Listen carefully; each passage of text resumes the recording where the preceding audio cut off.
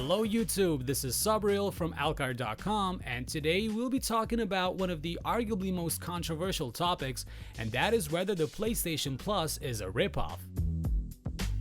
So let's start off with the very definition of the PlayStation Plus. According to Wikipedia, PlayStation Plus is a paid PlayStation Network subscription service that provides users with access to premium features. These extras include early access to upcoming games, beta trials, regular store discounts, and the ability to have system software updates and game patches download automatically to the console. As part of the subscription, members are given 6 games every month, typically 2 for each platform, and 10 GB of internet storage space for up to 1,000 saved game files. In 2013, Sony announced that PlayStation 4 online multiplayer will require a subscription to PlayStation Plus. Users may choose a monthly, 3-month, or annual subscription. So let's break this definition down real quick. Yes, to fully experience your PlayStation 4, you do need to have a PS Plus subscription, and you do indeed get 10 GB of online storage space. However, one of the biggest reasons why people opt for subscribing to PS Plus are the quote-unquote free monthly games.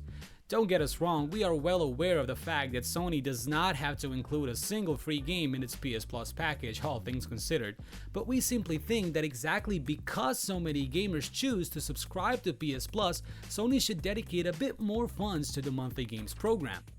Priced at £40 a year, we feel that the monthly selection of games is less than satisfactory, in our book at least, especially when compared to that of PlayStation's biggest rival, Xbox One, the subscription of which carries the same price tag.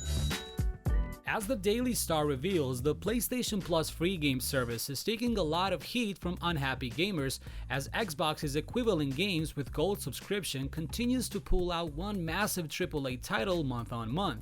There's a growing frustration within PS4 owners that the £40 a year service that you must pay for if you want to compete online in PS4 games isn't worth the money. Some gamers argue that PlayStation Plus is no surprise or an issue whatsoever because it's been there since the days of PlayStation 3. However, a very important thing to remember is that PS Plus was optional on the PS3. You did not need to have it to gain access to online play. The main argument as to why the selection of games is poor in the eyes of many users is that the emphasis is put far too much on indie titles rather than on AAA games. We are not trying to say that indie games are bad by any means. Who doesn't remember the success of Rocket League, which started out as a free PS Plus title? We're simply trying to say that in comparison to Xbox Live, PS Plus users keep getting worse and worse deals. Here you can see a portion of games from the previous year offered as part of the PlayStation Plus. As you can see, for the PS4 we have Ether 1, Metal Gear Solid 5, Ground Zeroes, The Walking Dead Season 2, Rocket League, and Styx Master of Shadows, Grow Home, Zombie, and so on. Not too shabby, right? But now let's review the list of games from the same period offered as part of the Xbox Live Gold membership. There's Castle Storm, The Incredible Adventures of Van Helsing, Assassin's Creed 4, Killer Instinct, Tomb Raider, Sherlock Holmes, Valiant Hearts, and The Wolf Among Us. As you can notice, the biggest difference between the two lists is that PlayStation Plus offers more games than Xbox Live, but are those games better? While PS Plus users do get more games per year, the fact that Xbox Live players are offered more AAA or the so-called blockbuster titles still very much stands. Also, most of the Xbox 360 titles on offer are backwards compatible, which means they can be played on the Xbox One, unlike the PS3 titles which can only be played on a PS3. On top of all this, let's read what an average PlayStation player has to say about his experience with PlayStation Plus. On the official PlayStation forum, one player wrote, "Dear Sony, I subscribed 3 days ago to PlayStation Plus for an entire year and I'm very unsatisfied with what PlayStation Plus has to offer.